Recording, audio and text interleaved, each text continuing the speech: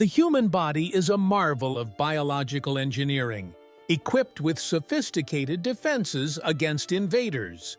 But sometimes those defenses fail in ways so horrific they seem ripped from the darkest corners of medical literature.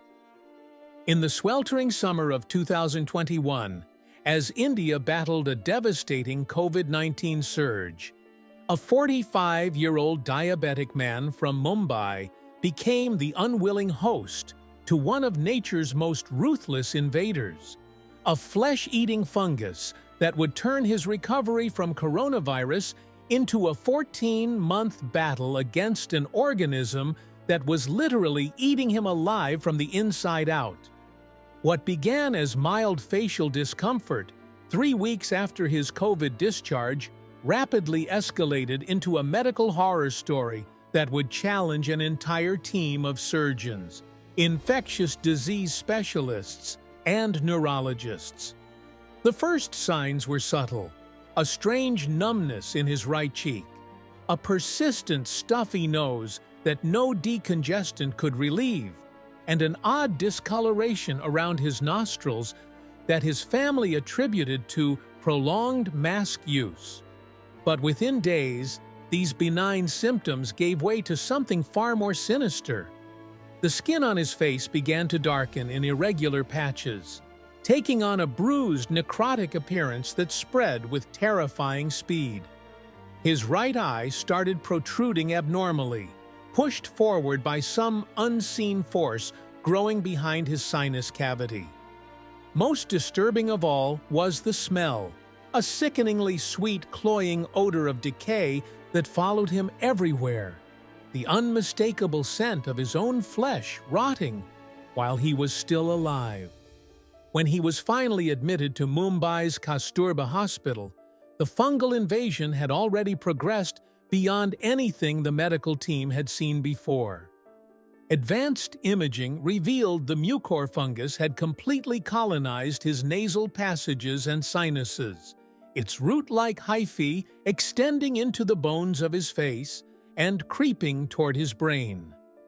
Unlike bacterial infections that spread through the bloodstream or viruses that hijack cells, this fungus was growing like a malignant plant, sending out tendrils that dissolved everything in their path: cartilage, bone, even the tough membranes protecting his brain. The speed of progression was staggering. In just 72 hours, the infection had tunneled from his nasal cavity to the base of his skull, leaving behind tunnels of necrotic tissue filled with fungal growth. The surgical team faced an unprecedented challenge.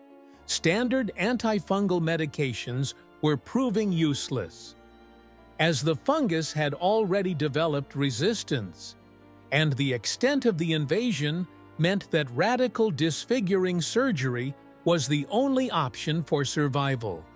Over the course of 6 weeks, the patient endured 11 separate debridement surgeries, each more extensive than the last. Surgeons described the experience as excavating live fungus. The infected tissue was so thoroughly infiltrated that it pulsed with the fungus's metabolic activity, visibly quivering under the bright OR lights. The deepest layers revealed fungal filaments that had grown their own primitive vascular systems, tapping into the patient's blood supply to fuel their expansion. At one point, the neurosurgeon reported seeing fungal tendrils wrapped around the optic nerve like ivy climbing a trellis. What made this case particularly tragic was the way the fungus seemed to adapt to every medical intervention. When surgeons removed infected tissue, adjacent areas would suddenly show new growth. When higher doses of antifungals were administered, cultures revealed the fungus was mutating to develop resistance in real time. Even the patient's own immune system, weakened by COVID and diabetes, began working against him, the inflammatory response causing as much damage as the fungus itself. The medical team had to carefully balance immunosuppression, to control the cytokine storm while somehow fighting an infection that thrived in immunocompromised environments. The aftermath of this biological siege left the patient permanently disfigured, but miraculously alive. The extensive surgical interventions removed his right eye, most of his upper jaw, and portions of his frontal sinus bone.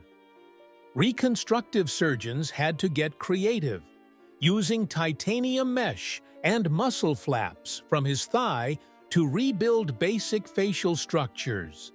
Even after the visible infection was controlled, antifungal therapy continued for over a year, with the constant threat of recurrence hanging over every follow-up scan. The psychological toll was equally devastating. The patient reported vivid nightmares of something growing inside his head, long after the physical wounds had healed. This case became a landmark in medical mycology, demonstrating the terrifying adaptive capabilities of mucorales fungi. Researchers studying the samples made chilling discoveries. The fungal colonies could communicate through chemical signals, coordinating their spread. Some hyphae had evolved to withstand oxygen deprivation, allowing them to survive in deeper tissues. Most alarmingly, the fungus showed primitive problem-solving behaviors, finding paths of least resistance through anatomical barriers. These findings forced a complete re-evaluation of how we treat severe fungal infections in immunocompromised patients. The broader implications are even more disturbing. As climate change expands the habitats of pathogenic fungi and increasing numbers of people live with immunosuppressive conditions, cases like this may become less rare. The COVID pandemic provided a preview of this terrifying future. During India's Delta wave, over 40,000 cases of COVID-associated mucormycosis were reported, with mortality rates approaching 80% in some regions. Many survivors were left with life-altering disfigurements and disabilities, a generation of patients marked by their encounters with an organism that treats human flesh as just another growth medium. What makes this story so profoundly unsettling is not just the physical destruction, but the realization of how vulnerable our bodies are to organisms we normally consider harmless. The mucor that invaded this man's face is the same fungus that grows on stale bread and rotting fruit, a ubiquitous part of our environment that only needs the slightest opportunity to turn from a benign decomposer into a relentless invader. In the end, his survival came down to an agonizing series of calculated losses, sacrificing parts of his face to save his brain, trading disfigurement for life. It's a haunting reminder that in nature's grand scheme, the line between life and death is often drawn by microscopic organisms we barely understand, and that sometimes the most terrifying monsters are the ones we can't see until it's too late.